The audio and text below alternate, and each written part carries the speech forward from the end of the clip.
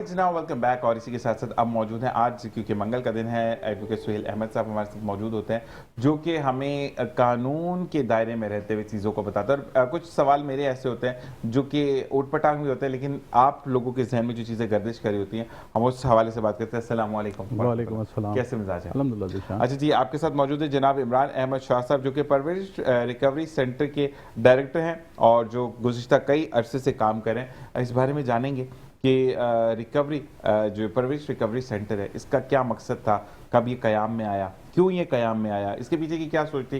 तो आपको खुशामदीद कहते हैं। अस्सलाम वालेकुम। कैसे मिजाज है आपके? पहले के सब थोड़ा सा एक मानते हैं, फिर आपकी तरफ आते हैं, क्योंकि आपको तो लोग जानते हैं, तो आप वो मसले वही क्वेश्चन आने शुरू हो जाएंगे। मुझे बताइए इमरान भाई कि परवरिश रिकवरी सेंटर क्यों कायम हुआ? परवरिश रिकवरी सेंटर पहले तो मैं बता दूं है क्या। जी जी। एडिक्शन और मेंटल हेल्थ पे हम एक काम कर रहे हैं, और तकरीबन पिछले 20 साल से अगर मैं बात करूं तो मैं अवेयरनेस सेशन पे, जो जिस तरह से माशरे में नशे का रुझान बढ़ता जा रहा है, तो इस वक्त ज़्यादा प्रिवेंशन की ज़रूरत थी, तो वो काफ़ी अर्से तक मैं प्रिवेंशन पे स्कूलों में कॉलेजों में हमारी टीम काम करती रही। ठीक है। उसके बाद जब देखा गया, ओवरऑल देखता हूँ मैं कराची में क्या पूरे पाकिस्तान में, कि एक स्टैंडर्डाइज प्रोग्राम या ट्रीटमेंट नहीं है एडिक्शन की, ठीक है, बीमारी का। जब हम बात करते हैं एडिक्शन, तो एडिक्शन इज़ अ डिजीज़ जो इंटरनेशनल तौर पे रिकग्नाइज हो चुकी है और आज से नहीं हो सकी, बहुत पुरानी हो चुकी है। लेकिन यहाँ वही पुराने तरीक़ेकार, मारना पीटना बंद कर देना, दवाइयों से ज़रिए असर में लाना, तो वो चीज़ें चल रही थी।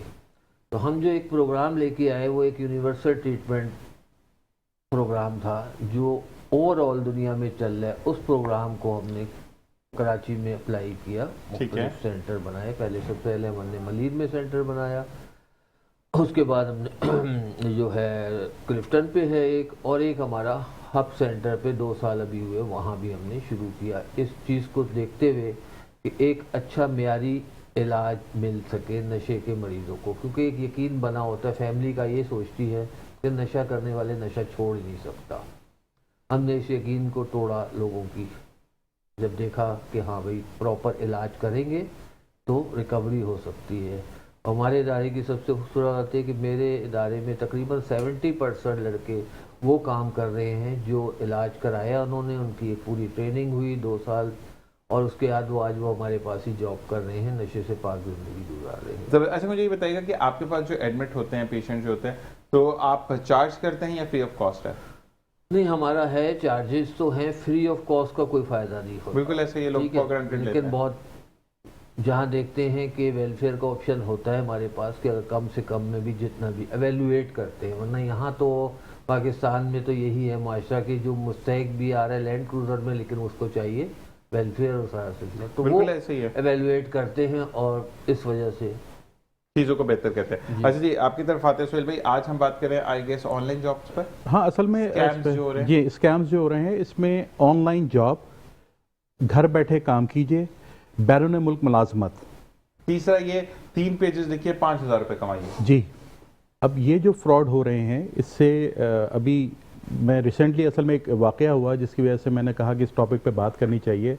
एक कपल दुबई पहुंच गया, दुबई पहुंच के वो एक कंपनी के सामने जाके खड़े हुए, उन्होंने कहा हमने तो आपको जॉब पे नहीं बुलाया। अब इसकी रियलिटी देखें कि वो कपल एक पढ़ा लिखा कपल, जिसका ताल्लुक शायद लाहौर से था या कराची से था, उस पर जो उनकी वाइफ थी, उन्होंने इंटरनेट पे एक जॉब देखी। ठीक है। उस बंदे ने, जो भी वो फ्रॉडिया था, वो इतना पक्का उसने किया कि उनसे 2 लाख रुपए भी ले लिए, उनको इस बात पे राज़ी किया। उन्होंने कर्जा वर्जा पकड़ के वो दुबई पहुंच गए कि मेरी नौकरी हो गई है। जब वो खातून इस कंपनी में पहुंची तो कहा जी कौन सी नौकरी, हम तो कोई नौकरी नहीं देते। तो ये कितना हार्श एक इंसिडेंट है किसी के साथ, कि वो बेचारा अपने तमाम पैसे लगा के एक जगह पहुंचा और उसको पता लगा मेरी जॉब ही नहीं है। अच्छा, एक बात तो सुहेल भाई ये समझनी होगी कि हमारे यहाँ पर वो देखिए पक्के वीज़े पे तो वो गए नहीं होंगे, क्योंकि अगर पक्का वीज़ा है, जिसको हम परमानेंट वीज़ा कहते हैं, उसके अंदर आपका प्रोटेक्टर होता है, आपका मेडिकल होता है, आपकी टाइम होता है, ठीक है ना। तो मुझे ये बताएं कि आपका थोड़ा सा दिमाग यहाँ पे भी काम करना चाहिए कि आपको विजिट वीजा पर कोई गल्फ कंट्री जॉब अलाउड ही नहीं करती। अगर आप जॉब पे जाएंगे तो 5 साल की कैद है आपको, ठीक है, वो मुशक्कत वाली कैद है। तो मकसद ये है कि सबसे पहले तो हमें ये समझना है कि भाई हमें अगर ये बोला जाता है कि आप जो है वो इंटरव्यू देने जाए, तो एक बात समझ आती है कि झांसे में आ गया बंदा कि आप इंटरव्यू देने जाए, इंटरव्यू देने तो आप उस पर भी जा सकते हैं, क्या कहते हैं अपना वीजा पर, और उसके बाद वही आपको पक्के पेपर देते हैं, यानी आपने फिर एग्जिट तो लेना है ना, तो आपको जब अपना परमानेंट वीजा लगवाना है, तो ये चीज होती है कि आपको भी तो गलती है ना। असल में सिर्फ यूएई में एक फैसिलिटी ये हासिल है आपको कि वो ट्रांजिट वीज़ा देते थे 14 दिन का, फिर 3 महीने का। इस वक्त तो वीज़े बंद है पाकिस्तानियों के, बहुत सख्ती हुई है इस वक्त, पाकिस्तानियों को visit visa transit visa easily issue नहीं हो रहे हैं। तो दुबई में ये होता था कि कंपनियां कहती थी यार आप 90 डेज़ का वीज़ा लेकर आ जाओ, हम आपका काम शाम देखेंगे, उसके बाद आपका वीज़ा कन्वर्ट करा लेंगे वर्क वीज़ा में। तो ये हुआ भी, ओरिजिनली भी हुआ, तो उसने प्रमोट किया लोगों के हाँ यार चलते हैं वहाँ पे। अच्छा, वहाँ पर इस पर क्या फ्रॉड हुआ कि जो भी 90 डेज़ का वीज़ा लेके आया उसको कंपनी का हाँ जी तुम मेरे पास काम करो, उसको हाफ पे के ऊपर या बिल्कुल कम पे के ऊपर रखा और कुछ को पे किया भी नहीं, कि उनको पता था इसको 90 डेज में वापस जाना है। उससे वहाँ पे काम करवाया, काम करवाने के बाद उसको वापस भेज दिया। तो अब ये जो इस पर जो सबसे बड़ा फ्रॉड चल रहा है वो चल रहा है हाउस वाइफ्स के लिए, जो वो कहते हैं घर बैठे पैसे कमाएं, ये छोटा सा काम कर लें, ये फलां कर लें। अच्छा, जो वीडियो होगी वो ऐसी बनी होगी। अच्छा, सबसे पहले इस बात को समझने की कोशिश करें कि हम किसी फ्रॉड की तरफ कब राग़िब होते हैं। उम्मीद और लालच, ये दो चीज़ें ऐसी हैं कि अगर इसको अपने आप को आपने कंट्रोल नहीं किया तो किसी भी स्कैम, किसी भी फ्रॉड का आप पार्ट बन जाएंगे। हमारे यहाँ बहुत ज़्यादा बेरोज़गारी है, लोग तंग हैं, लोग मुल्क से बाहर जाना चाहते हैं, बेहतर ज़िंदगी की तरफ जाना चाहते हैं, तो उन्हें जैसे ही ये कोई चीज़ नज़र आती है तो वो ये समझते हैं कि यार बेहतर चीज़ें मिलने वाली हैं तो फ़ौरन इस पर काम करो। एक और चीज़ मैं आपको बताऊं, मेरा ख्याल है 3 महीने पहले, 6 महीने पहले FIA ने एक दिया था कि ऑनलाइन जॉब में अपनी डिटेल्स आप मत शेयर करें। बिल्कुल ये ऐसे ही है, क्योंकि उसमें स्कैम पकड़ा गया इंडियन रॉ का। इंडियन रॉ जो है उसने क्या किया कि उसने वेबसाइट्स बनाई। अच्छा, जब आप वेबसाइट देखते हैं ना तो आपको ये अंदाज़ा नहीं होता है वो कहाँ से बनी है। मैं एक वेबसाइट पाकिस्तान से बैठ के बनाता हूँ, उस पर एड्रेस डाल देता हूँ अमेरिका का, ऐसे ही है। तो एक आम आदमी को ये पता ही नहीं लगेगा कि ये वेबसाइट है कहाँ की। आप क्या करते हैं, उस वेबसाइट को देखते हैं, उसके कॉन्टैक्ट में जाते हैं, कॉन्टैक्ट में आपको एक अमेरिकन एड्रेस नज़र आता है, फ़ोन नंबर नज़र आता है, और आप ये समझते हैं कि ये अमेरिकन या UK या यूरोप की कोई वेबसाइट है, जबकि वो वेबसाइट अपलोड किसी और मुल्क से हुई होती है। और जब वो आपको जॉब देता है, जॉब देने के बाद जब वो आपसे डाटा कलेक्ट करता है तो वो उस डाटा को कहाँ कहाँ मिसयूज़ कर रहा है, नोबडी नोज़। तो ये एक स्कैम हुआ है 6 महीने पहले। इस बारे में बिल्कुल एक बात, अच्छा मैं ये ब्रेक में सुहेल भाई से पूछूंगा, टॉपिक से बिल्कुल हट के बात है, मैं इस बारे में कोई बात नहीं कर सकता। मैं सुहेल भाई से ब्रेक में पूछा, भाई एक सवाल अजीब सा है, बड़ा वो पूछा है किसी ने, तो मैं पूछता हूँ। इमरान भाई आपकी तरफ आते हैं, और सवाल आपके लिए पहले आ गया कि भाई इनके बारे में मैं आपको बताता चलूँ। इमरान शाह साहब वो मसीहा हैं जो कि औलाद को वालिदैन की तरफ और वालिदैन को औलाद की तरफ मुतवज्जा करते हैं, यानी कि जब बच्चे हाथ से निकल जाते हैं तो फिर इमरान और परवरिश रिकवरी सेंटर आपकी औलाद को आपकी गोद में वापस डालता है। मेरा नाम खालिद खानदारी है, नहीं खालिद खानदारी है, और मेरे बेटे को भी इनके इदारे ने सही किया, ना सिर्फ सही किया और आज अल्हम्दुलिल्लाह वो सऊदीया में मुलाजमत कर रहा है। जी, मैंने कहा आपको यही बताया कि असल चीज़ ये है कि ट्रीटमेंट का लोगों को नहीं पता कि ट्रीटमेंट क्या है। इस चीज़ को फैमिलियों को जानना ज़रूरी है कि एडिक्शन वाला जो है, एक तो ये है कि मर्ज़ है, बीमारी है, डिजीज़ है, तो उसको सामने रखते हुए अगर हम इलाज करेंगे तो यकीनन कामयाबी हो। तो आपका इलाज का तर्ज क्या है, मतलब आप पहले बंदे की नफ्सियात पढ़ते हैं या किस तरीके से? जी, पूरा एक स्ट्रक्चर प्रोग्राम है। जब हम डिजीज़ मॉडल को फॉलो करते हैं, दुनिया में होता है डिजीज़ मॉडल को फॉलो करते हैं, तो उसमें सबसे पहले जो है स्क्रीनिंग होती है, सारी चीज़ें होती हैं, विड्रॉल सिम्टम्स को कंट्रोल करते हैं। असल में जो ये बीमारी है वो ब्रेन डिजीज़ है। ऐसे ही है। तो जिस्मानी तौर पे तो वो सही हो जाता है सारा सिलसिला, महीने में 15 दिन में इसको बंद भी कर दें कहीं तो वो सही हो जाएगा, सेहत सही हो जाएगी, खाना पीना सही हो जाएगा उसका। असल चीज़ है कि इधर से उस चीज़ को कम करना, क्योंकि ऐसे केमिकल हैं जो चेंज हो जाते हैं नशा करने की, जो ज़्यादा नशा करते हैं उसके पीछे रीज़न ये है कि ब्रेन केमिकल्स में कुछ चेंज आ जाता है, वो अपनी मर्जी से नहीं ज़्यादा नशा कर रहा होता। ठीक है, तो वो सारी चीज़ों को चेंज करना, दिमागी तौर पे चेंज करना, और इसमें अगर मैं बात करूं कि इसको फैमिली डिजीज़ भी कहते हैं, फैमिली का रोल बहुत बड़ा है इसमें। ठीक है। वही कामयाबी हमें मिलती है जहाँ फैमिली हमारे से ताउन करती है। ठीक है। फैमिली वही करती है जिस तरह से उनको बताया जाता है। हमारे क्लिनिकल साइकोलॉजिस्ट, रिकवरिंग कोच, ये सारे ट्रेंड होते हैं इस फील्ड में, तो वो सारी चीज़ें बताती हैं, तो उधर मिलता है। और ट्रीटमेंट जो है इनिशियल अगर मैं बात करूं, प्राइमरी ट्रीटमेंट 3 मंथ का है, लेकिन ये कंप्लीट इलाज नहीं है। ये हम फैमिली को डे 1 से बता देते हैं कि देखिए ये कंप्लीट इलाज नहीं है, 2 महीने बाद हम आपको बताएंगे सेकेंडरी में इसको किस किस तरह। सेकेंडरी ट्रीटमेंट 6 से 8 महीने का। अगर मैं ओवरऑल प्रोसीजर बताएं किसी बच्चे को निकालने के लिए, तो वो तकरीबन 1 साल का है। ठीक है। अच्छा, मुझे बताइए कि किन चीज़ों पर बहुत ज़्यादा आपका फोकस होता है दौरान इलाज? बिहेवियर ठीक। मेन जो चीज़ है, अगर हम बात करें एडिक्शन का, तो बिहेवियर मॉडिफिकेशन है। ठीक है। और वो बिहेवियर्स पहले आते हैं, एडिक्शन बाद में आती है। ठीक है। तो उन चीज़ों पे ओवरऑल जो फोकस करना है, तो पूरा एक rule regulation, penalty system, pull up system, ये सारी चीज़ें ऐसी बनी हुई हैं कि हम उसको बिहेवियर्स को ही चेंज करना है उनको। ठीक है। जब तक वो बिहेवियर चेंज नहीं होते, जब तक बहुत मुश्किल है। कि अगर ये ऐसे ही है ना कि किसी दरख्त में कीड़ा लग जाए तो हम शाखें काट दें और अब तवक्का रखें कि अब जो फल आएगा वो सही आएगा, ऐसा नहीं है। तो जड़ों को साफ करना होता है। जड़ों में जो होता है उसमें फिर अगर हम एडिक्शन की बात करें तो वो बिहेवियर्स है ओवरऑल। ठीक है। अच्छा, आपके पास एक बच्चा आया, आप ट्राइंगल है ना, आप बच्चा फैमिली ट्राइंगल आ गया, ठीक है। बिल्कुल। किन चैलेंजेस का सामना करना पड़ता है? देखिए, फैमिली के डिनाइल क्लाइंट की हवाले से तो ये है कि वो थोड़ा सा बहुत सारे होते हैं, रिस्क करते हैं, नहीं मानते, डिनाइल कंडीशन में होते हैं सारी चीज़ें, तो वो सारी चीज़ों को आहिस्ता आहिस्ता फेस करते हैं। तकरीबन जो हमारे तजर्बात हैं, 1.5 से 2 महीना लगता है किसी भी मरीज़ को जब हमारे पास आता है इधर से चेंज आने में। ठीक है।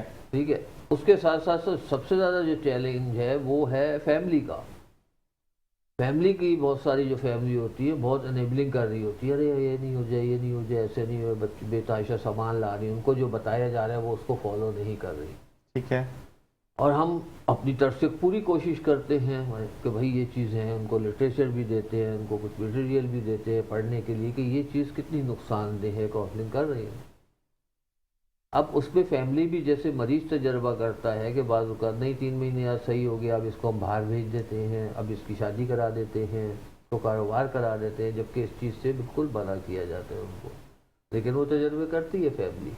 अच्छा, फजूल के तजर्बे। अच्छा, 1-2 सवाल और हैं जो कि मैं आपसे रिलेटेड कुछ लोगों ने किए, क्योंकि इमरान भाई एक बात मैं ये बोलूँगा कि आप खुदा के बाद मसीहा होते हैं, जो डॉक्टर्स होते हैं, जो रिहैब वाले होते हैं, अब वो बच्चों को वाकई में ज़िंदगी की तरफ वापस लेकर आते हैं, लेकिन यहाँ पे भी मसीहा बैठे हैं जो कानून के जरिए हमें बताते हैं। अच्छा सुहेल भाई, ये पूछा जा रहा है कि अगर मेरे साथ स्कैम हो गया, FBI भी तो पकड़ती है ना लोगों को, पैसा क्यों आ रहा है, कैसे आ रहा है, ABCD सब चीज़ें देने के बाद भी आपको बहुत जवाब देना पड़ता है। अच्छा, एक चीज़ मैं थोड़ा सा, मुझे सुहेल भाई ने बड़ा अच्छा क्लियर किया, वो भी मैं बात करूंगा उस बारे में, लेकिन मुझे ये बताएं कि अगर मेरे साथ स्कैम हो गया तो फिर PTA या रेगुलेटरी अथॉरिटीज नहीं है कि जो उस वेबसाइट के बिहाफ पर कौन है उसको पकड़ तो नहीं सकता? मीडिया में जाकर हम कैसे पकड़ेंगे या कुछ चीज़ें, लेकिन उसको बेनकाब तो करें ना सामने रख के। देखिए, एक चीज़ को समझने की ज़रूरत है। जैसे हम टीवी चैनल्स पे जाते हैं, हम नंबर दबाना शुरू करते हैं, चैनल्स की एक सीरीज़ आ जाती है। कुछ लोग इंटरनेट पे यूज़ कर रहे हैं, कुछ लोगों के पास बहुत अच्छी केबल है जिस पे 2-2 हज़ार चैनल हैं। अब हुकूमत पाकिस्तान को तो नहीं पता ना आप कौन सा चैनल देख रहे हैं। ऐसे ही है। हुकूमत पाकिस्तान ने तो हो सकता है बहुत सारे चैनल पे पाबंदी लगाई हुई हो, लेकिन लोग VPN लगा लेते हैं, लोग और चीज़ें इस्तेमाल करके बैरियर्स को तोड़ के उस चीज़ों को इस्तेमाल करते हैं। इसी तरह जब आप इंटरनेट पे तशरीफ़ लाते हैं तो इंटरनेट एक वाइड वर्ल्ड है, बहुत बड़ी दुनिया है, उस दुनिया में सब कुछ मौजूद है।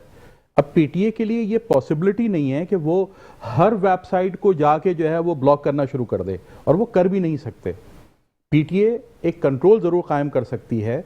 जैसे आपने देखा होगा पिछले दिनों कुछ चीजों पे पाबंदी हुई तो लोगों ने VPN लगा के उन चीजों को, एडल्ट वेबसाइट्स पर पाबंदी लगी थी। ओपनली मैं बोलने के लिए तैयार हूं, एडल्ट वेबसाइट्स पर आपको भी पता है कि पाबंदी लगी, लोगों ने VPN से यूज किया, गलत हमारी। अच्छा, VPN पे भी तो पाबंदी लग सकती है? नहीं, वीपीएन में बेसिकली होता यह है कि जब पीटीए पाबंदी लगाती है तो पीटीए ये कहती है पाकिस्तान, वीपीएन होता क्या है बेसिकली, मैं इसको थोड़ा सा डिफाइन कर दूं। हम जो भी गैजेट यूज कर रहे हैं ना, उसकी जैसे आपको मोबाइल में IMEI नंबर, MEI नंबर जिसको कॉमनली कहते हैं, ये एक नंबर है। हर मोबाइल जो इंडिविजुअल यूज कर रहा है इसकी एक आईडी है। ऐसे ही है। फोन नंबर के अलावा इस सेट की अपनी एक आईडी है, ठीक है। इसी तरह जो लैपटॉप्स आप यूज करते हैं उसकी भी एक आईडी होती है। पीटीए जाकर यह कहता है अपनी बैंडविड्थ पे कि जितनी भी आईडीज पाकिस्तान से आएंगी उनको आप इन वेबसाइट्स पे जाने मत दें। इस बात को समझिएगा। पीटीए ये कहता है पाकिस्तानी यूजर, पाकिस्तानी गैजेट्स, वो नंबर जो पाकिस्तान से इनिशिएट हो रहे हैं, जब वो इंटरनेट पर आए तो वो इन वेबसाइट को एक्सेस ना कर सकें। वीपीएन लगा के आप क्या करते हैं, वीपीएन लगा के अपनी गैजेट की आईडी चेंज कर देते हैं आप। अब जब वो इंटरनेट पे जाती है तो वो पाकिस्तानी नहीं होती, वही आपको सिलेक्ट करना पड़ता है। वीपीएन लगाते हैं आप फ्रांस से, जी युगांडा से, अफ्रीका से, कहां से आप हैं, ठीक है। युगांडा मैंने भी देखा वैसे वाकई में, ठीक है। मैं बड़ा हैरान हुई युगांडा। आप उसको जब सिलेक्ट कर देते हैं तो वो जो सॉफ्टवेयर है वो आपके मोबाइल की, आपके गैजेट की आईडी जो है वो पाकिस्तान से हटा देता है, फ्लैश ऑफ कर देता है जी। तो वो पीटीए के उसमें नहीं आ सकती। अब वो भी पकड़ी जा रही हैं। लेकिन देखिए, आप ये कहें कि सब कुछ पीटीए ही करेगा और आप कुछ नहीं करेंगे तो ऐसा नहीं हो सकता। हाँ, सब चीजें पीटीए तो अब एक तेज रफ्तार गाड़ी आ रही है शारा फैसल के ऊपर और आप उसके आगे से रोड क्रॉस करने की कोशिश करेंगे और वो गाड़ी आपको हिट कर दे तो आप कहेंगे हुकूमत क्या कर रही है। तो ये बैरियर्स हुकूमत नहीं क्रिएट कर सकती। आपको अवेयरनेस रखनी होगी। जब आप किसी जॉब पे अप्लाई करते हैं, आप जाके उसकी थोड़ी सी तहकीकात कीजिए और आप खुद सोचिए कि मुझ में ऐसे क्या सुरखाब के पर लगे हैं कि मुझे लोकल 50,000 की नौकरी कोई नहीं देता, ये 5 लाख की नौकरी मुझे दुबई में कौन दे रहा है। ऐसे ही है। या मेरी क्या वो तालीम है कि यूके से कंपनी मुझे कह रही है कि तुम फॉरन इंग्लैंड पहुंचो, लंदन पहुंचो, बंद हो जाएगा तुम्हारी जो ना ऐसी काबिलियत है कि हम तो मरे जा रहे थे, तुम्हें ढूंढ रहे थे, तुम मिल गए। हम लोग खुद अपनी ख्वाहिशात और अपनी लालच में इन चीज़ों में फंसते हैं और ये इसी के ऊपर अच्छा ये भी सारा चलता है। ये जो गैर कानूनी तरीके से बैरून मुल्क लोग जाते हैं वो भी होप और ग्रीड है, वो डंकी मार के जिसको बोलते हैं ना। हमारे लोगों को एक पता नहीं क्या ये मतलब चीज़ आ गई है। नहीं, ऐसे ईश्वर भाई एक बात मैं बोलूँ, देखिए जिस घर में ना बीमारी है, जिस घर में पैसा नहीं है और जिस घर में अगर मैंने ये 3-4 लड़कों को जो पकड़े गए उनके बारे में पढ़ा भी, तो वो रोते हुए ये कह रहे थे कि मेरी माँ जब काम पर जाती थी और उसको बेइज्जत किया जाता था, निकलो तुम यहाँ से, तो वो चीज़ नहीं देखी गई। ठीक है। कुछ बच्चों ने बयानात दिए जो कि तशवीशनाक हालत में थे, फिर उनकी डेथ हो गई क्योंकि टैंक्स के पीछे वाले इलाके में रखा जाता है, फिर पानी भर दिया जाता है उसके अंदर। तो ये चीज़ें, तो बच्चे भी तो जान पे खेल के जाते हैं। बाकी ये भी तो देखे ना, वो बोलते हैं भूख है, ये सारे वो 40-40, 50-50 लाख कहाँ से देते हैं। हाँ, कहते टंकी तो फ्री है। नहीं भाई। अच्छा, मैं आपको पूरा रूट बताता हूँ। देखिए, यहाँ से जाते हैं ईरान, हम लोग रोड कर नहीं, ये तो सबको पता है रूट। यहाँ से जाते हैं ईरान, ठीक है, ठीक है, ईरान जाते हैं, फिर ईरान से ये जाते हैं टर्की, सही है। टर्की और ग्रीस के दरमियान जो बॉर्डर है वो पाकिस्तान, इंडिया, कश्मीर से ज्यादा हार्ड है। ये जो साइप्रस है, ये इंटरनेशनल लोगों को नहीं पता कि टर्की और ग्रीस, इन दोनों के दरमियान ऐसी राइवलरी है जैसे हमारी और इंडिया की है। वहां ऑन साइट शूट के ऑर्डर हैं। हाँ, ऐसे ही है। वो कह रहे होते हैं ना, वो वीडियोस भी आते हैं कि अब शूटिंग गोलियां चल रही हैं, अगर हम वो टर्की का जो एजेंट होता है वो आपको बॉर्डर पे ले जाता है, वहां बर्फ होती है और वो बताता है कि वो है ग्रीस। अच्छा, Greece is a gateway to Europe. एक दफा आप ग्रीस में दाखिल हो जाते हैं तो फिर आप कहीं भी जा सकते हैं। लेकिन ये जो है, ये वाला जो पोर्शन है जहां वो लेकर जाता है, यहाँ पे क्रॉस करना ऑलमोस्ट कोई रिजल्ट नहीं है। ठीक है, लोग यहाँ मारे जाते हैं और अभी भी वहां पे बर्फ में लाशें पड़ी होंगी। वो इंतहाई सख्त बॉर्डर है। एक तो यहाँ से जाते हैं। वो जो डंकी की आप बात कर रहे हैं, डंकी के अंदर ये होता है कि ऑस्ट्रेलिया में जैसे लोग जाते हैं या यूरोप के दूसरे ममालिक में। अच्छा, अब वो डंकी वाला चक्कर इसलिए ख़त्म हो गया कि अब तकरीबन यूरोप एक ही हो गया है और हर जगह जाना मुश्किल हो गया। अब जो मेन गेटवे यूज़ हो रहा है वो ईरान वाला यूज़ हो रहा है, या फिर ये आपको लेके जाते हैं मोल्टा, ये है अफ्रीका के साथ, इजिप्ट से ऊपर, उन डायरेक्शंस में लेके जाते हैं। जापान का झांसा दे के आपको थाईलैंड और मलेशिया ले जाते हैं। तो ये डिफरेंट रूट्स हैं, लेकिन इसके अंदर भाई कामयाब होने के जो चांसेस है ना, वो इस वक्त 1% भी नहीं है। इससे बेहतर ये है कि आप थोड़े से स्किल्स क्रिएट करें, आप थोड़ा सा अपने आप को ग्रूम करें और यहाँ से विजिट वीज़ा लेके चले जाएं भाई। वहाँ जाके अपने लिए नौकरी ढूंढ लें और वहाँ जाके अपने लिए कोई तरीका देख लें।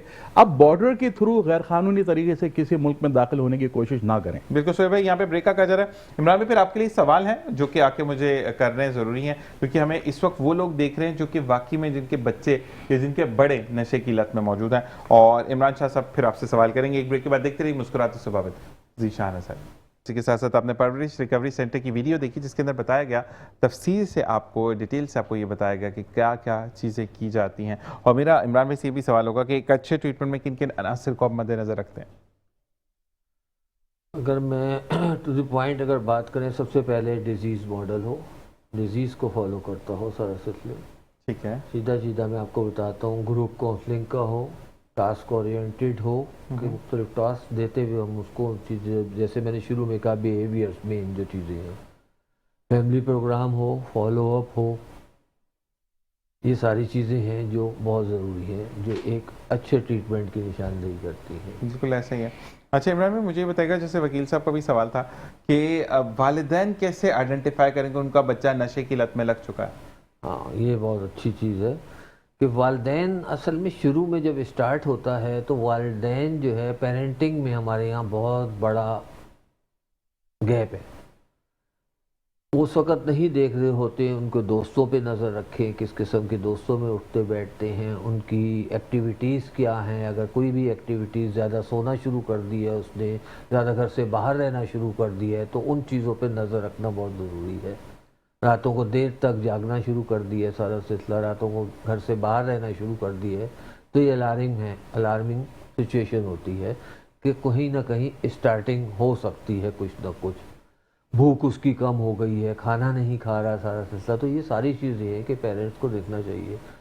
सबसे मेन जो चीज़ स्टार्टिंग में जो मुतासर करती है ना, वो रूटीन है। रूटीन उसकी ख़राब हो जाएगी, रूटीन पे सबसे ज़्यादा नज़र रखें। सही सही। अच्छा, बिहेवियर के लिए हमारे यहाँ पे ये भी मसला होता है, बेचारे वालिदैन तो पूछते हैं किसके पास जा रहे हो, फिर जब बच्चा ऐसे अनासर के साथ बैठने लगता है बदतमीजी शुरू कर देता है कि आप कौन होते हैं पूछने वाले। तो उसको यहाँ तक इतनी लेवरेज दी किसने है वालिदैन ने? ऐसा ही है। बात ये है कि फिर वही है कि आपकी अपनी जो औलाद है उनके साथ एक अच्छी रेपो नहीं है, वो आपके साथ ट्रस्ट नहीं करते, आप उनको जगह जगह टोकते हैं, उनको हर तरह से कायल करें।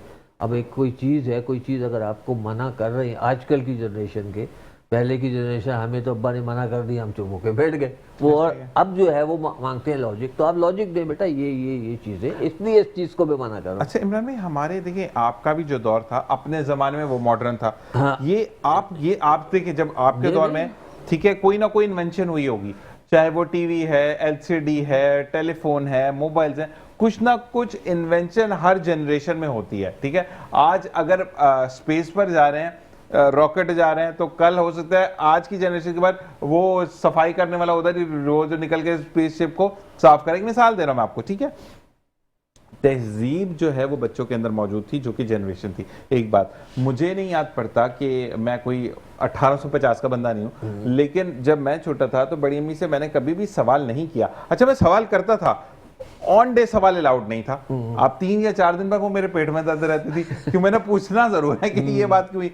तो जैसे कि एक मिसाल मेरी बड़ी अम्मी देती थी, हमें अल्लाह ताला उनको जन्नत नसीब करे, कि बेटा कभी भी ना मुफ्त में नहीं पढ़ाना, 100 रुपये लेना तो पढ़ाना जरूर। अच्छा, मेरे पेट में दर्द, ये लोग कहते हैं तालीम आम करो, ये क्यों?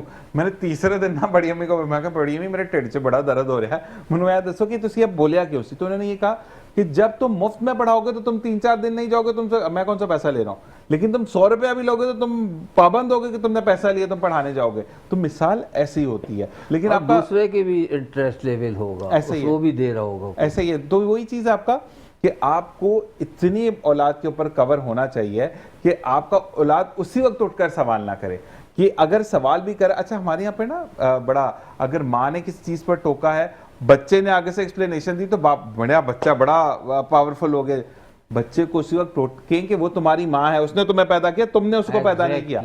तो ये चीजें बड़ी हमारे यहाँ पे आजकल क्या कहते हैं। यहाँ पे मैं कुछ ऐड करूंगा। देखिए, इस वक्त पेरेंटिंग को जो सबसे बड़ा मसला दरपेश है ना, अभी आपने वो जो लाहौर में एक पकड़े गए डिकी भाई, इस वक्त यंग बच्चों को सिखाने वाले चैनल्स बेइंतहा मौजूद हैं। अब जैसे मैं देखता हूँ, don't work hard work smart, वो कहते हैं don't work hard work smart, ये इंतहाई स्टूपिड जुमला है।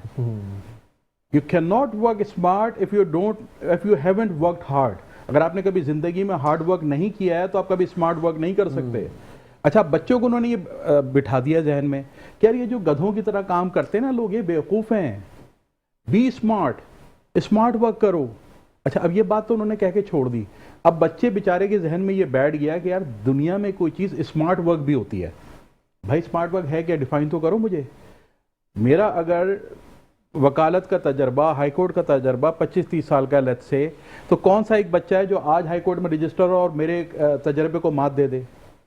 देखें, वर्क स्मार्ट का मतलब ये नहीं है कि आपने काम जो है वो उसको मेहनत के साथ नहीं करना। तो आज के बच्चे का सबसे बड़ा इशू ये हो गया है कि जो हमने उसको गैजेट हाथ में दे दिया है, वो मुख्तलिफ चैनल्स के ऊपर जाके इन लोगों के हाथों मतलब बेरारवी का शिकार हो रहा है। मेहनत के शॉर्टकट ढूंढते हैं ना, शॉर्टकट। मतलब इस वक्त जितने भी यंग लोग हैं, they all believe in overnight billionaires, कि ऐसी चीज़ें हैं कि आपकी एक वीडियो हिट हो जाए, एक फला चीज़ हो जाए तो ओवरनाइट आप बिलियनर हो जाएंगे, जबकि वाक़यात सामने आ रहे हैं कि ये सब झूठ है। अच्छा, लेकिन सुहेल भाई एक बात ये भी होती है, देखिए इमरान भाई की मैं बात करूंगा। इमरान भाई यहाँ पर बैठ के काउंसलिंग कर रहे हैं ना, ऐसे ही है, ठीक है। आप यहाँ पर बैठ कर कानून का हमें बता रहे कि कानून के ये दायरे इसके अंदर रहना, ठीक है। हमारे यहाँ पर ना अब जो विद सॉरी कोई एक बंदा अगर आता है तो नेक्स्ट डे वो टिकटॉक पे डांस जरूर कर रहा होता है, तो ये क्या रीजन है? देखिए, अटेंशन सीख करना होता है। ये जो होती हैं चीज़ें, इसको कहते हैं आप व्यूअर की अटेंशन कैसे सीख करेंगे। फॉर एग्जांपल, अगर एक लड़की डांस कर रही है, उसको अगर कोई लोग देखते हैं तो उसके ऊपर सबसे ज़्यादा अट्रैक्ट होंगे। क्यों? क्योंकि वो अटेंशन सीख कर रही है उस आदमी की। हम जो बातें कर रहे हैं ना, हम अटेंशन सीख नहीं कर रहे हैं, हम कह रहे हैं यार सुधर जाओ, इंफॉर्मेशन दे रहे हैं। इसमें लोगों को कोई इंटरेस्ट नहीं होता। देखिए, नसीहत जब मैं छोटा था मुझे भी पसंद नहीं थी, जब ये छोटे थे इनको भी पसंद नहीं थी, जब आप छोटे थे आपको भी पसंद नहीं थी, लेकिन डंडा साखता तो लेकिन हमारे पास आज भी नहीं पसंद। छोटे के आज भी नहीं पसंद। नसीहत में मसला क्या था, मुझे नसीहत करने वाले सर्टन चैनल्स थे, मेरे वालिद थे, चचा थे, मामू थे, ठीक है, ये लोग नसीहत किया करते थे, इसके अलावा पांचवा कोई नहीं था। हमारे बच्चे को आज पूरा फेसबुक नसीहत कर रहा है, पूरा टिकटॉक नसीहत कर रहा है, पूरा यूट्यूब नसीहत कर रहा है। वहाँ पे इस तरह के मवाद, इस तरह की चीज़ें बच्चों को दी जा रही हैं जो बच्चे समझते हैं कि लाइफ इज़ वेरी इजी। ये सबसे बड़ा इस पर प्रॉब्लम है। हमारे यहाँ भी जो यंग लॉयर्स आ रहे हैं, उनके साथ हमें यही मसाइल आ रहे हैं। वो बच्चे ये समझते हैं कि मैं आज ही जाके कोर्ट में खड़ा हो सकता हूँ और आज ही जाके बहस कर सकता हूँ, आज ही बेल भी करा लूंगा, आज भी केस ही जीत जाऊंगा। बड़े वकील साहब ने तो यार, he has worked hard, he has not worked smart. आजकल तो वो वाली चीज है ना कि फिल्मों के अंदर दिखाते हैं ऑन स्पॉट उसने हाथ जला लिया, कहते हैं ये ले वकील भी भाग गया। तो मकसद ये है कि वकालत में भी जो मैंने पढ़ा है कि अगर मैं और आप वकील हैं और हम इमरान भाई का केस मैं लड़ रहा हूं या आप लड़े, तो आप मुझे आगाह करेंगे कि भाई कल मैं इस चीज पे बात करने जा रहा हूं, अपनी तैयारी के साथ आना। यार देखिए, हमने ना फिल्मों से बहुत कुछ सीखा। सही, मैंने आपको बताया मोहब्बत, मैंने हमेशा बताया मोहब्बत हमने फिल्मों से सीखी, तलाक देना हमने हमेशा फिल्मों से सीखा।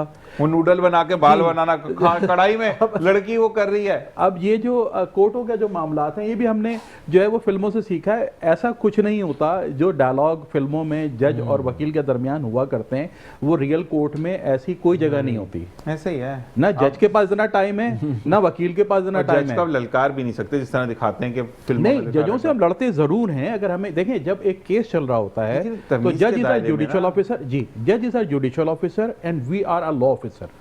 हम वहां इक्वल लेवल पे एक दूसरे से बात कर रहे हैं। लेकिन तमीज का दायरा तो नहीं छोड़ते ना। मैंने अभी एक वीडियो देखी, उसके अंदर वो वकील कह रहा है कि मतलब पड़ोसी मुल्क ही है, उसके अंदर ये वकील कह रहा है कि अगर मैंने तुम्हारे चट्टा कट्टा यहाँ खोल दिया वकील जज साहब, तो यहाँ अब तो ये तब बदतमीजी है ना। तो लिटरली ऐसा नहीं होता। जज भी इंतहाई एहतराम और तमीज के दायरे में गुफ्तगू फरमाते हैं और वकला भी इसी तरह करते हैं। मैंने ये देखा था, ये मेरा तो आई विक्टिम था कि एक डकैत पकड़ा गया तो उससे जज साहब ने भी पूछा कि बेटा रीजन क्या था, तो उसने बताया। अब वो थोड़ी कि वो गिरबान पकड़ के वो शुरू हो जाता है पिस्तौल लेके। तो ये चीजें मैंने आई विक्टिम मैंने खुद था इसके बारे में। एक बार सुहेल भाई इनसे बड़ा सवाल के लिए 15 दफा एक भाई ने बोल दिया कि इमरान शाह साहब, आप खुद भी सेशंस देते हैं अपने जब बच्चे रिहैब हो रहे होते हैं? जी जी, फैमिलीज का भी करता हूँ। पेशेंट्स के भी हवाले से होता है, जहाँ ऐसे तो पूरी एक टीम है, लेकिन बहुत सारी ऐसे चीज़ें होती हैं कि वो फैमिली जो है वो मेरे से ही करना चाहती है। तो आज भी एक टाइम फैमिली को दिया हुआ था, तो आज उसको कल का टाइम दिया इसीलिए, क्योंकि यहाँ जरूरी तो थी, यहाँ पे लोग भी देखें हाँ आपको। तो वो करता हूँ, बिल्कुल करता हूँ सारा सिलसिला। अच्छा, इदारे के टाइमिंग्स क्या हैं, इदारा कहाँ पर मौजूद है, ये लोग आपसे जानना चाहते हैं, और आपसे मिलने की क्या टाइमिंग्स हैं? देखिए मेरे दो हैं मुख्तलिफ, इदारे का नंबर है, वहाँ आप करके फ़ोन करके क्लिफ्टन पे भी है और मलीर में भी है। तो मलीर में भी मैं तकरीबन डेली जाता हूँ और क्लिफ्टन में, और संडे को हब पे होता हूँ मैं। ठीक है। डेली वैसे मैं जाता हूँ दोनों जगहों पे। ठीक है। और टाइमिंग्स क्या है, मतलब नंबर टाइमिंग तो फिर वो मेरे वैसे नहीं, तो एडमिशन टाइमिंग, वहाँ एडमिशन टाइम 9 to 4 है, वैसे 24 आवर है, लेकिन पहले से आप आके सारी चीज़ें करेंगे 9 to 5 या 9 to 6 में, ताकि फाइल बनती है, फाइल वर्क होता है, स्क्रीनिंग होती है, सारी चीज़ें प्रोसीजर बताया जाता है, सारा चीज़ें। अच्छा, कोई एक पेरेंट ने सवाल किया है, एक भाई ने सवाल किया कि हमारे पड़ोसी में एक बच्चा रहता है, बच्चा की उम्र, बच्चा तो नहीं, खैर बड़ा सारा बंदा, ये 32 ईयर्स के हैं, और उन्होंने कहा है कि वो बंदा जो है आउट ऑफ कंट्रोल है, उसको जब भी कहीं इवन डॉक्टर के पास भी लेके जाते तो कहते मुझे तुम इदारे में जमा करा दोगे। तो उन्होंने कहा कि वो बहुत ज़्यादा चीखता चिल्लाता है। तो क्या आपका इदारा घर से आकर, घर से बिल्कुल ये सहूलत है, क्राइसिस इंटरवेंशन, उसका प्रोसीजर होता है, फैमिली आती है, फॉर्म वगैरह साइन करती है, सारा उसका कोऑर्डिनेशन टीम से करा देते हैं और घर से लेके आ जाते हैं। ठीक है, ठीक है। और तो मतलब क्या बेहोश हुआ है? नहीं, बेहोश नहीं करते, प्रोफेशनल टीम होती है, अगर ज़्यादा एग्रेशन वगैरह होता है तो उसको इंजेक्शन देते हैं, वो थर्ड ब्लॉकर का होता है जो उसके गुस्से को कंट्रोल करे तो वो स्मूथली चला जाए। और वो पूरा एक टीम होती है, वो प्रोफेशनल टीम होती है, तरीके से ले आती है। अच्छा, ये सवाल इसलिए भी था कि एक भाई ने मिसाल दी है, उसी से रिलेटेड एक भाई ने सवाल किया कि कुछ गवर्नमेंट के इदारे ऐसे हैं जहाँ पर लोगों को भेड़ बकरियों की तरह बांधा जाता है, और अगर पूछे तो फिर अंदर से ये बात आती है कि अगर मुंह खोला तो तुम्हारी खैर नहीं। बिल्कुल है ऐसा है। तो हम उस पर मैं बिल्कुल ये कहूँगा कि देखिए, हुकूमत हो, प्राइवेट इदारा हो, कोई भी इदारा हो, इवन प्राइवेट इदारों में भी ऐसे भेड़ बकरियों की तरह नहीं। मैं ये कहता हूँ कि आपने अल्लाह को तो जवाब देना ना भाई। देखिए मैं हमेशा फैमिली से कहता हूँ कि आप अगर अपने बच्चे को, प्यारे को कहीं एडमिट करा रहे हैं तो पहले अच्छे तरीके से पूरी तसल्ली करें, ये नहीं कि बस जान छुड़ाएं। बहुत सारी फैमिली आती है, बहुत सवालात होते हैं उनके, बीमारी के, सेंटर के, रूल रेगुलेशन, हर चीज़, और मुझे खुशी होती है जितनी फैमिली इस तरह के करती है, क्योंकि आप स्टेबल काम कर रहे हैं ना, और काम कर रहे हैं। उसमें सीसीटीवी में हम फैमिली के पास ऑप्शन होता है 9 to 4, किसी टाइम भी आके सीसीटीवी में देख सकता है, दूसरे दिन चौथे दिन हम नहीं मना करते कि यार क्या कर रहे हैं। और मुलाकात का क्या सीन है? मुलाकात जो है, पहली मुलाकात जो है वो 15 दिन बाद होती है, क्योंकि 15 दिन तक विड्रॉल सिम्टम्स होते हैं, उसके लिए मुख्तलिफ मेडिसिन यूज़ करते हैं, क्योंकि क्विट करेंगे तो उसके अकॉर्डिंग कुछ मेडिसिन यूज़ करते हैं ताकि उसका विड्रॉल सिम्टम स्मूथली गुजर जाए। 15 दिन बाद पहली मुलाकात होती है, और उसके बाद फिर हर हफ्ते मुलाकात होती है, फैमिली आके मिल सकती है। अच्छा, मुझे बताएं कि फिर वो बच्चों की कुछ फरमाइशें भी होती है कि मेरे लिए धनिया की चटनी बना के लाना, पुदीने की चटनी, वो फिर यही रखते हैं कि भाई जब आप आएंगे तो खाना लेके आ जाए, उनके साथ बैठ के खाना खाएं। अच्छा, ये पूरा एक फैमिली माहौल है, पार्टी कर सकते हैं आप अपने बच्चों के साथ। जबरदस्त जी। अच्छा वकील साहब, आपके लिए एक सवाल आया है कि मेरा जायदाद से मुतालिक एक केस है, मेरे भाई ने मेरे नाम पर जगह कर दी थी, आखिरी हेयरिंग से 3 दिन पहले उनका इंतकाल हो गया, लेकिन अब बच्चे नहीं मान रहे, तो क्या मैं हकदार हूँ? अब इसमें मुझे थोड़ा सा क्लियरेंस चाहिए इस बात की कि वो कह रहे हैं भाई ने मेरे नाम पे जगह कर दी थी, मतलब वो वर्बली होगी, ये वर्बली होगी। ठीक है, उन्होंने कहीं जाके गवर्नमेंट में या किसी रजिस्ट्री में जाके काम नहीं किया, उनके दरमियान वर्बली ये तय हो गया है। तो अनफॉर्चुनेटली अगर कोई चीज़ वर्बल हुई है और उसके लवाहिकीन, उसके लीगल आइड्स इस बात को नहीं मान रहे हैं, या तो ये जो दूसरे भाई हैं ये कोई ऐसे गवाह दें घर से कि उनकी किसी बहन के सामने ये बात हुई हो या किसी और के सामने। नहीं, बहन ने ही सवाल किया है और फिर उनका दूसरा जवाब ये आया है कि हमारे वालिद की जगह है, वो मेरे नाम होनी थी। मतलब मैं ये समझ रहा हूँ कि बहन ये कह रही हैं, खातून बहन जो है भाई को ने अपने वालिद, मतलब बहन, दोनों बहन भाई के वालिद की जगह थी, तो वो उन्होंने उनके नाम करनी थी, जो भाई के नाम होगी या जो भी है। बल्कि आप कॉल कर लीजिएगा, वो ज्यादा बेहतर है। लेकिन जहां तक मैं समझाऊं उनकी बात कि उनके अब बच्चे नहीं मान रहे कि शायद उनके वालिद के नाम पे। नहीं, इसमें देखिए बहुत सारी बातें होती हैं। जैसे हमारे पास केस आते हैं कि यार अब्बा ने कहा था कि ये तुम्हारा है, अब्बा ने कहा था ये तुम्हारा है, और अब्बा चले गए। अब्बा चले गए। हाँ, वो ज़ुबान अच्छा, अब जिनके अब्बा के पास ज़्यादा चीज़ें हैं उनके औलाद के साथ भी ज़्यादा प्रॉब्लम है, जिसके पास कम चीज़ें हैं उसके साथ कम प्रॉब्लम है। अब अब्बा के पास जो 5 दुकानें थी, 2-3 जो है वो घर थे, तो ये बड़े छोटे बेटे आते हैं। बच्चे रोते भी ज्यादा हैं जब ऐसे चीजें छोड़ के मरते माओ तो रोते भी बड़े मैं ज्यादा आपको बताओ, बात यह है कि मैं इस बात पे बड़ा वो है कि जिसके पास जितना ज़र है ना, ज़र ज़मीन जिसके पास जितना है, उससे वाकई इतना ही सवाल होगा ऊपर। ऐसे ही है। दुनिया में हमें ये लगता तो ज़रूर है कि हमारे पास कोई चीज़ नहीं है, मगर उसके सवाल भी नहीं है। अभी भी एक केस मैं कर रहा हूँ, उसमें मेडिएशन में गए हुए हैं। अब उसमें 6-7 बच्चे हैं और वो बहनें भी हैं, भाई भी हैं। वो छोटे भाई कहते हैं कि अब्बा ने कहा था ये हमारा है। अब देखिए होता क्या है, जब बाप ने बिजनेस शुरू किया तो जिस बिजनेस में बड़े इन्वॉल्व थे वो बिजनेस कम चला, जो बिजनेस उसने रेंट पे दिया था वो बिजनेस ज़्यादा चल गया। तो अब वो जो बिजनेस ज़्यादा चल गया अब उसके पीछे सारे लगे हुए हैं। तो ये सब होता है। तो इनके बेहतर है कि मेरा नंबर वहाँ चल रहा है, ये मुझे एग्जैक्टली बताएं ये क्या कहना चाहते हैं, फिर इनका हम हल बता सकेंगे कि ये क्या हो सकता है। ठीक है जी। और इसी के साथ इमरान शाह साहब का भी नंबर मौजूद है, बिल्कुल आप रब्ता कर सकते हैं। अच्छा, ये साथ साथ मुझे कहा गया कि ज़िंदगी में अगर कुछ ऐसी चीज़ें हो जाती हैं कि जहाँ पर निगलेक्ट बंदे को खुद होता है, तो आपसे एक बंदे ने इलाज करवाया, और क्या वो दोबारा सेंटर आ सकता है खुद, या उसको पूरी टीम के साथ आना होगा? नहीं, सेंटर देखें, नहीं, अगर एक बच्चे ने इलाज करवाया, उसके माँ बाप उसको छोड़ के गए, उसके बाद उसने कहा कि मैं दोबारा नशे की लत में अगर पड़ जाता हूँ, सवाल है उनका, तो वो खुद आकर वो फील करा कि मैं अब कंट्रोल नहीं कर पा रहा, मैं गलत की तरफ जा रहा हूँ, तो वो आपसे आके मिलकर दोबारा खुद एडमिट हो सकता है? बिल्कुल हो सकता है, बिल्कुल हो सकता है इस चीज़ में।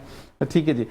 वकील साहब, आपके लिए सवाल है कि हम अगर कुछ भी अगेंस्ट काम हो रहा हो किसी भी इदारे में, और उसके खिलाफ अगर हम आवाज़ उठाना चाहते हैं तो जान की धमकी आती है, तो उस पर हमारे लिए क्या रहनुमाई है?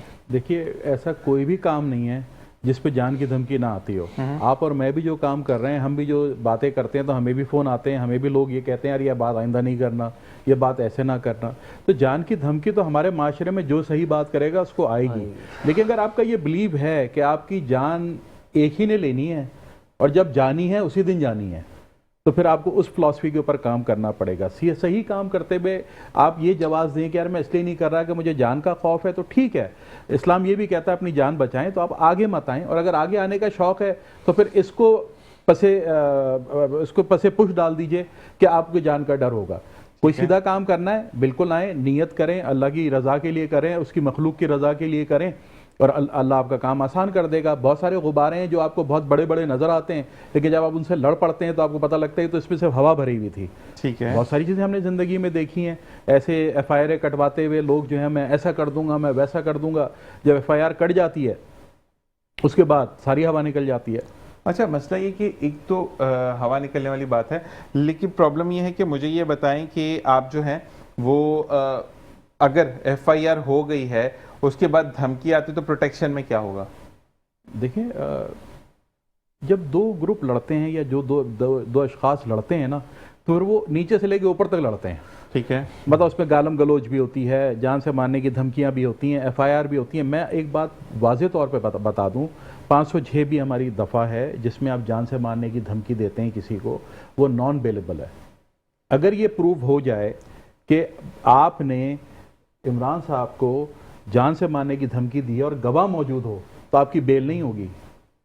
अच्छा, ये पूछा जा रहा है कि जो बेटा फौत हो गया है लेकिन बाप ने जायदाद को बांट दिया था, ठीक है ना, कि बोला था, तो मरने के बाद उसकी औलाद हकदार होगी? जायदाद में का हिस्सा हो चुका है, बंटवारा हो चुका है। जब वो बंटवारा हो गया तो वो मरने वाले या उसके लवाहिकीन का हिस्सा हो गया। अब वो जिसने भी दिया था, अब वो अगर ट्रांसफर हो गया है तो बस वो हो गया। नहीं, अगर फर्ज करें नाम ट्रांसफर नहीं करा है, विल में मौजूद है, ठीक है, और बेटा मर गया है, तो फिर उसकी औलाद हकदार होगी? देखें, बेटा मर गया से मुराद आप शायद ये कहना चाह रहे हैं कि वालिद से पहले बेटा मर गया है। मतलब बाप ने विल तैयार कर दी, बाप मर चुका है, ठीक है, अब वो चीजें तकसीम हो रही थी और फौरन से मतलब वो कहते हैं ना कि कोर्ट के जो मामलात होते हैं कि इसके नाम ये, इसके नाम ये, बाप नाम करके गया है, लेकिन वो एक बेटा उसमें से मिसिंग हो गया, उसकी डेथ हो गई है बाप के बाद, तो उसकी जो औलाद या बीवी है वो हकदार होंगे उस जायदाद में? इसमें असल में निशान चीज़ें कॉम्प्लेक्स सवाल हो गया है। मैं यहाँ थोड़ी सी वजाहत करता हुआ चलूंगा ताकि सुनने वालों को समझ आए। अगर बेटे की डेथ बाप से पहले हो गई है, बाप मर चुका है, हाँ, सुनने से पहले कंटिन्यू करने दें, तो विरासत के मामलात कुछ और हैं। यहाँ पर इन्होंने ये सवाल किया है कि हमारे दरमियान बंटवारा हो गया था, यही है ज़ीशान, यही कह रहे हैं वो कि उसके बंटवारा हो गया था हमारे दरमियान। ये कह रहे हैं विल लिख दी थी इन्होंने, वालिद की डेथ हो गई। खालिद भाई वेट और करें, फिर अगर हम उसके कॉल भाई- पे उनको ले लें तो ज्यादा बेहतर हो जाएगा। वो जो है आप जो है विल के हिसाब से चलेंगे आप। अब चाहे वो बेटा जिंदा है या मर गया है, अब उसके लवाकिन तो होंगे ना। अगर उस बेटे की कोई औलाद है, उस बेटे के आगे वाइफ है, कोई है, तो उसको मिलेगा जो भी है। और अगर कोई नहीं है, अगर मरने वाले के आगे कोई नहीं है, तो फिर वो इस्लामी तरीके से उसके जो बहन भाई उनमें बटेगा। ठीक है जी, ठीक है।